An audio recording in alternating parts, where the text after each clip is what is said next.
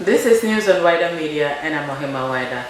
The Minister for Roads and Highway, Gavin Kwame Agboza, has assured the public that all current and upcoming road projects under the government's Big Push initiative will be completed within a 2-year lifeline, speaking on Joy FM's Super Morning Show.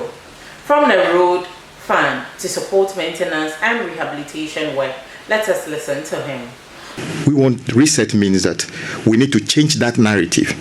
So we are saying by the end of this year, month that we've entered into, all Big Push projects must be on site, except one which may not fully start, which is the Dambai Bridge, because we need to do further investigation and detailed design before they can actually start building. But they can start site preparation and other things.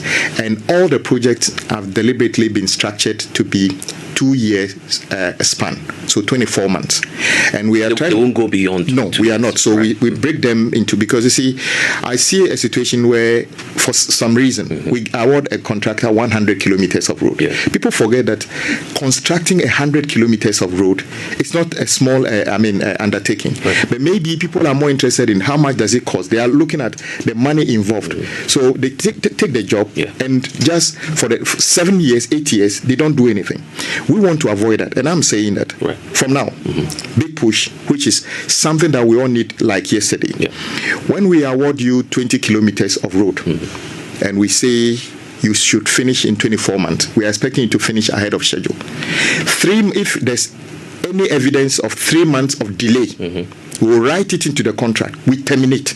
We're not going to wait for you. If you like, you can go to court, because in any case, no contractor is compelled to participate in Big Push. You must be prepared to work 24/7 on that project. You must be prepared to finish that project within 12 months, unless something extremely unforeseen, which we can all understand. And also, another problem we also noticed was lack of effective supervision, either by third-party service providers like consultants or our own staff from the various agencies. There's evidence that almost all of those did not perform the way they should be. So, for instance, a road is built that should last 15 years and it fails in 6 months. Then it has a shorter Exactly. And then we now need to look for another money to come forward. And we are saying from now, when you are a contractor and you want to participate in any activity at the ministry, you take the appropriate, you have to prove, first of all, you have the technical capability. You take the necessary insurance in terms of performance against the project.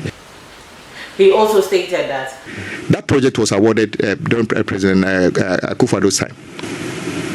Was written such that we paid the contractor, I think, about 20% mobilization. And I just got to know that even the day of the sword cutting that the former vice president did, the truck, the vehicle, the equipment that were available did not even belong to the contractor, because they were not ready. That we rushed to cut the sword. Now, the part of the contract also says that if they take that money and they raise the second certificate, after a period of time, if we fail to pay, they are free to terminate the contract and walk away with our 30 million. Oh, it's actually 30 million. 30 million. And I'm saying that if you are a Ghanaian, a lawyer, an engineer, and you take, assuming it's a FIDIC contract, you take that contract, there's an opportunity for you to do a specific conditional contract. And you wrote a contract and say that we can pay somebody. Forget about where the person comes from, whether India, Japan, doesn't really matter.